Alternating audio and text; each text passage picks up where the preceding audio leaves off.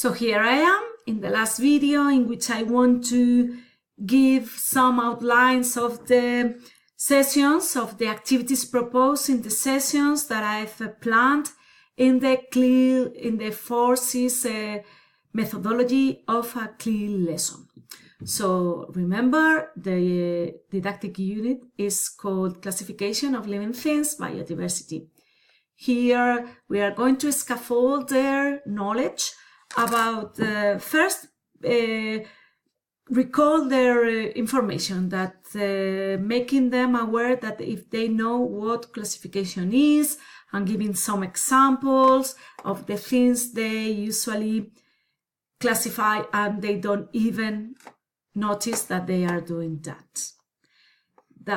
After that, we are going to see a video about the importance of classification of living things.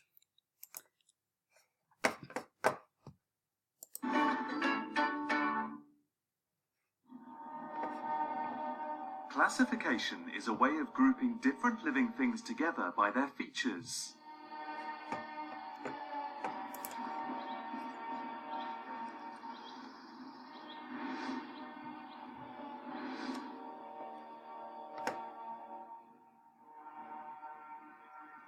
For example, a finch might look quite different to a peacock, but their beaks, wings, and feathers mean both are classified as birds.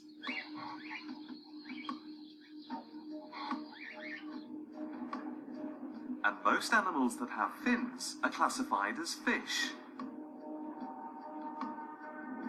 like sharks. But does any one of you know animal that has fins, but it is not a fish? Okay, that's it. That's the whales that are mammals, and dolphins as well. And sardines. And goldfish. Today, most scientists use the classification system developed by the 18th century scientist Carl Linnaeus.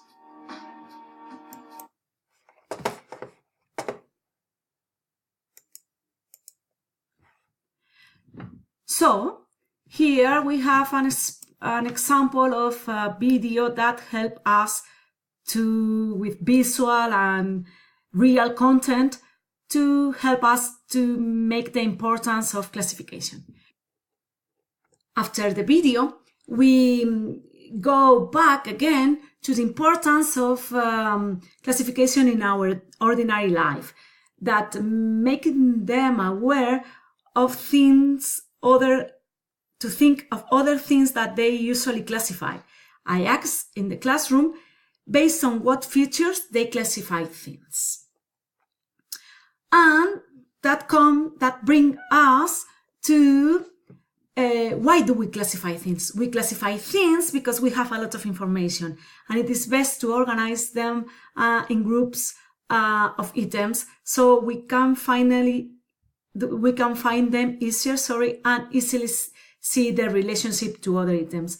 Again, here with Amazon, there's another way of showing them that classification is in their ordinary life. Here we are going back to the specific importance of classification of living things, because there are over 100 million species of living species of living things on Earth. So it is important, as we said before, to classify them. And here in the video, it is shown that it's important also to name them with a unique name all over the world.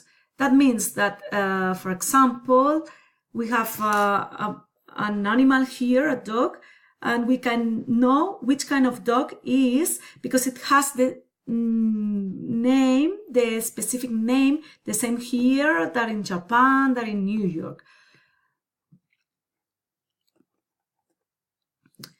And so here we continue with the content, and we explain how do we classify things? First it was what is classified, then why do we classify, and now how.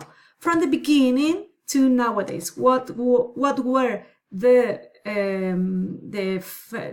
first criteria, and now the actual criteria we use to classify living things. Those are the taxonomic groups that we use, and there's one example.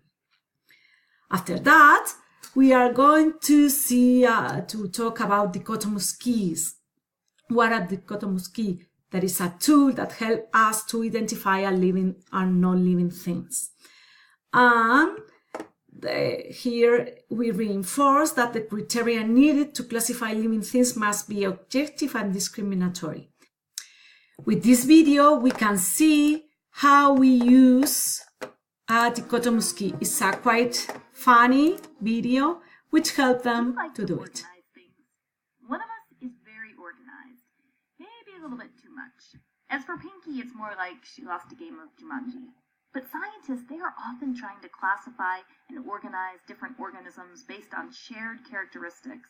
It's very important to have tools to differentiate among different organisms. So in this particular clip, we are going to use a tool called a dichotomous key to identify 5 different organisms that each happen to be from 5 different taxonomic groups. So what's a dichotomous key? Well, it allows you to identify organisms based on a series of statements that are typically organized in pairs. We are going to use the dichotomous key to determine scientific names for 5 mystery organisms. Often scientific names have Latin or Greek roots, and they can be used across different languages by scientists all over the world. This unification in the naming system is important because common names vary by language and location. They're often far less reliable. For example, this scientific name has a lot of common names such as mountain lion, Texas panther, puma, or cougar. Although those were fun to say. Okay, so this video sum up all the content I've been teaching. I've been talking to them with the real English pronunciation. We reinforce the language communication, the oral communication, the audio. So it's a very valuable resource. Now here we continue with the concepts, taxonomy, the species, the definitions. Here again, we see the example of the taxonomy groups: kingdom, phylum, class, order, family, genus, and species, and an important mnemonic rule for them to help them to remember the order of the taxonomy group. Here, there's another video. We have not enough time, in which it is explained how Carl Linnaeus created the dichotomous key. And I want them to be aware that it's a tool that we've been using from the 18th century. So it's I find it interesting for them to be aware of the thing. Again, the binomial nomenclature, the importance that it was shown on the video, here with another example. Here, another example of a species, what a species is and what is a species it isn't. And now the practical work, how to use a dichotomous key. Let's work all together. We are with groups of 4. We have to work through all these dichotomous key, following the steps. Here are the clues about the vocabulary maybe they don't understand, and each group has to choose an animal and to classify them at the end. It's an oral and mainly oral activity. Here now, again with groups, and only the spokesperson, girl or boy, has to pick up one of the aliens and to go again through the dichotomous key and to write their names it is an time activity for them to be active and not to lose time.